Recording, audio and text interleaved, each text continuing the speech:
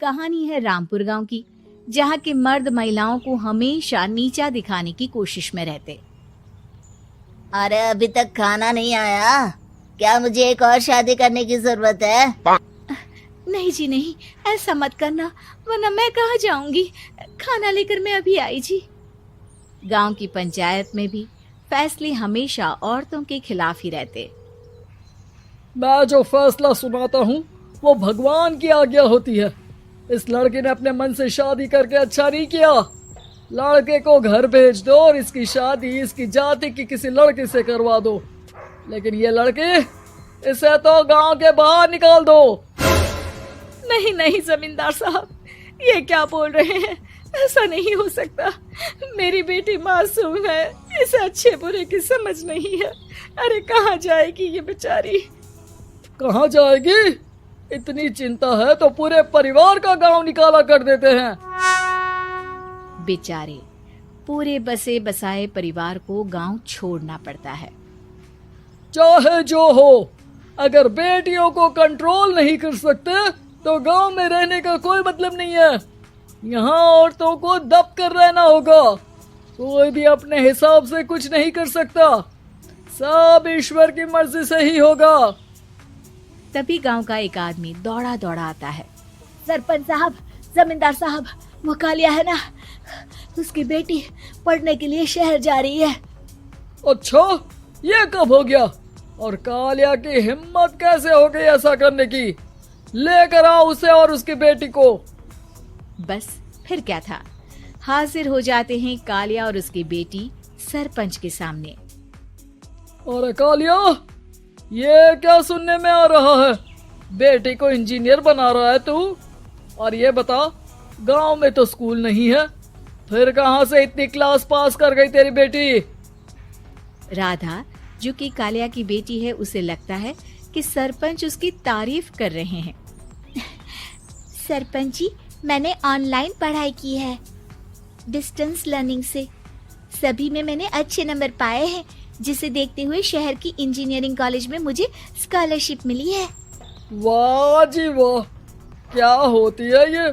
पहले तो ये बताओ, फिर आगे की बात करते हैं। पूरा गांव राधा की बात सुन रहा था और राधा बोलती जा रही थी। तो ऐसे मैं फ्री में एक अच्छी शिक्षा लेकर गांव में जो कुछ परेशानियां हैं, जैसे बिजली, पानी और इंटरनेट जैसी समस्याओं के लिए काम करूंगी। मैं गांव को शहर से जोड़ने के लिए पुल का निर्माण करवाने का प्रस्ताव रखूंगी। मुझे पूरी उम्मीद है कि जल्द ही हमारा गांव भी तरक्की की राह पर चल पड़ेगा। राधा की बात सुनकर सारे गांव वाले ताली बजाने लगते हैं। सरपंच को समझ नहीं आता कि वो क्या करे। चुप रह नादान लड़की, गांव के खिलाफ जाने के लिए तुझे गांव से बेदखल कर दिया जाएगा, वो भी पूरे परिवार के साथ। और हाँ, अगर ठीक से गांव में रहना चाहती है तो ये पढ़ाई लिखाई छोड़ दे। हम तेरे लिए गांव का कोई होनहार लड़का देखेंगे। तभी गांव का एक आदमी बोल पड़ता है। अरे नहीं नहीं सरपंच जी, राधा बिटिया जो बता रही है, अगर वैसा हो जाए तो हम लोगों को पैसा कमाने के लिए बाहर नहीं जाना पड़ेगा। हाँ जी, और ना ही कोसों दूर पानी के लिए भटकना पड़ेगा। हमारे बच्चे भी अच्छी पढ़ाई कर सकेंगे और आगे बढ़ेंगे, ना कि हमारी तरह खेती करते बैठेंगे। क्यों गांव वालों, राधा बिटिया का साथ देना चाहिए ना। सरपंच देखता है कि गांव राधा के साथ है तो वो चुप हो जाता है। वो घर आकर अपने सलाहकार से बात करता है, जो बहुत ही चालाक किस्म का इंसान होता है। अरे सरपंच साहब, आपको बहुत ही होशियारी से काम लेना पड़ेगा। एक बार गांव तरक्की कर गया, यहाँ के बालक पढ़ लिए तो कोई ना पूछेगा आपको। और फिर ये जो बेटा और बेटी है ना आपके, इनको भी आम लोगों की तरह ही जीवन जीना होगा। हाँ, लेकिन करे तो क्या करे? वो ना आप मुझ पर छोड़ दीजिए, बस मैं जैसा बोलूं करते जाइए। अगले रोज सुबह जब गांव वाले सोकर उठते हैं तो राधा के घर के बाहर और साथ ही वो लोग जिन्होंने राधा का सपोर्ट किया था, उनके घर के आगे लाल रंग से कल आऊंगी लिखा होता है। कल आऊंगी, यह क्या होता है? अरे यह तो खून से लिखा है, लगता है कोई भूत प्रेत या चुड़ैल का साया है। चलो सरपंच जी के पास चलते हैं। सभी सरपंच के पास जाकर उसे सारी बात बताते हैं। अरे ये तो बड़ी मुश्किल की बात है।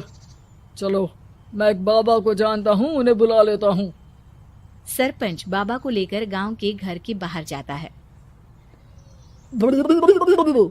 ओहो, तो ये वो चुड़ैल है जो उन लोगों को निशाना बनाते हैं जो गांव को बदलने का सपना देखते हैं।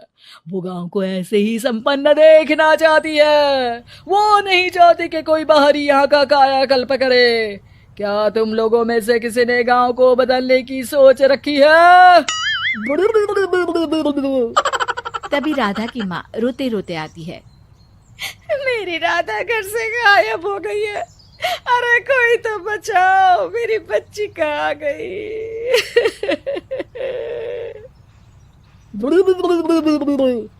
ले गई वो चुड़ैल, तेरी बच्ची को ले गई। अब वो उसे श्रापित करके छोड़ेगी, उस पर चुड़ैल का साया हो जाएगा। तभी बुरी सी हालत में राधा भी वहां आ जाती है। उसके बाल चुड़ैल की तरह फैले होते हैं और कपड़ों में खून लगा होता है। सभी राधा को देखकर डर जाते हैं। माँ, पता नहीं मुझे कौन उठा कर ले गया था। अरे दूर दूर हो जा चुड़ैल, अब हम लोग इस गांव में नहीं रुकेंगे। अरे कैसे बातें कर रहे हैं आप? कल तो आप मेरे भरोसे गांव का हुलिया बदलने, अपने बच्चों को पढ़ाने और तरक्की उन्नति की बात कर रहे थे, तो आज क्या हो गया आपको? ये फिर तुम लोगों को बहकाएगी। ये चुड़ैल गांव में आ चुकी है, ऐसे ही ये तुम्हारे घर के बच्चों को भी ले जाएगी।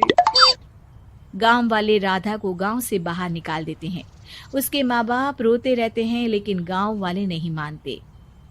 मैं भी अपनी बहन के साथ गांव के बाहर रहूंगा, लेकिन वो पढ़ाई नहीं छोड़ेगी।